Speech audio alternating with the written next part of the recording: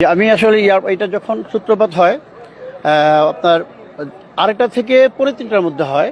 এটা শুরু হয় আপনার কুরিয়ার সার্ভিসের পাশে একটা স্কাই ভিউ একটা আপনার এয়ারলাইন্স ওখানে হয়। ওখানে হওয়ার পরে আগুনটা প্রায় 1.5 ঘন্টা ওইখানে স্টেবল হয়, ওইখানে থাকে, আগুনটাকে ছড়ায় না। এর মধ্যে ফায়ার ব্রিগেড চলে আসার পর আমরা যখন আগুনটা দেখি তখন আমি আবার কুরিয়ার সার্ভিস ইনচার্জ কুরিয়ার সার্ভিসে ঢোকার জন্য আমরা চেষ্টা করতেছিলাম। ফায়ার ব্রিগেড আমাদের ঢুকতে দিল না, বললো যে এখানে ঢোকা যাবে না বলে আমরা তাহলে আপনার আগুন নেওয়ার ব্যবস্থা করেন। উনি বলে যে আমরা পারমিশন পাচ্ছি না সিভিলেশনের। এরকম করতে আগুনটা চলে আসলো আপনার স্কাই ভিউতে, চলে আসলো আপনার এই যে কুরিয়ার সার্ভিসে ডিএচএল এর আপনার 3rd টার্মিনাল যে চলে আসলো। ওখানে ফ্যাব্রিক ডিএচএল থেকে পুরো ছড়ায় গেল। কুরিয়ার সার্ভিসে আগুন ধরা শেষে গিয়ে চলে আসলো আপনার ডিজিআর, যেটা ডেঞ্জারাস গুডস বিমানের 2 নম্বর গোডাউনে। এইটুকু পর্যন্ত কিন্তু আসার প্রশ্নই ওঠে না। যদি আমরা ওইখানে ওটা ঠেকাই দিই, ওইখানে ঠেকানো হয় নাই। আগুনটা 1.5 ঘন্টা ওখানে ছিল, এরপর তাদের কোনো অ্যাক্টিভিটিস নাই বিতর্কিত।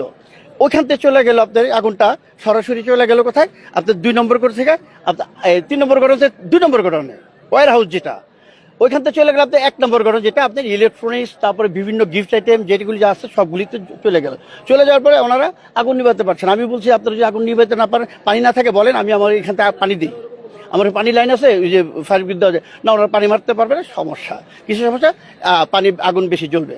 এভাবে জ্বলতেছে এখন পর্যন্ত জ্বলতেছে, কিন্তু এই কোনো প্রতিকার হয়নি। আর ভেতরে আপনার ক্যানোপি থেকে আগুন মারবে, গাড়ি বাইরে দিয়ে কিভাবে পানি মারবে? বাইরে থেকে একটা মশার ঢোকার জায়গা রাখে না, কারণ রেস্ট্রিক্টেড এরিয়া। ওখান থেকে পানি আমি কিভাবে মারবো? আমার মারতে হলে আমি ক্যানোপিতে ঢুকে যাবো, 8 নম্বর গেট দিয়ে ঢুকে আমার পুরো ওপেন, তখন আমি গাড়ি পুরো ভিতরে ঢুকাই দিয়ে তখন আমি পানি মারবো, আগুন নিবে।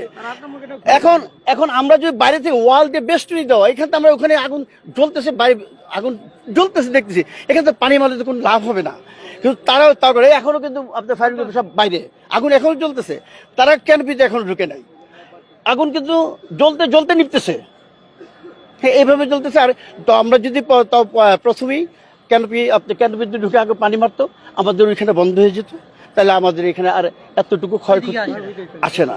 হ্যাঁ, সহজে। এর চেয়ে বড় 1913 সালে যেটা কুরিয়ার আগুন লেগে এর চেয়ে ভয়াবহ আগুন হয়েছিল, কিন্তু তখন আমি প্রেজেন্ট ছিলাম কুরিয়ার সার্ভিসে। আমরা আগুনটাকে এদিক থেকে প্রটেক্ট দিচ্ছি যাতে এদিকে না আসে, যাতে কেমিক্যাল গোডাউন না আসে। তখন কিন্তু আমরা পারছিলাম, এবার আমাদেরকে ঢুকতে দেওয়া হয় নাই, আমরা পাইনি, এবার কেউ পারে নাই। আগুন নিজ গতিতে জ্বলে পুরা ধ্বংস হয়ে গেছে, হাজার কোটি টাকা ধ্বংস হয়ে গেছে।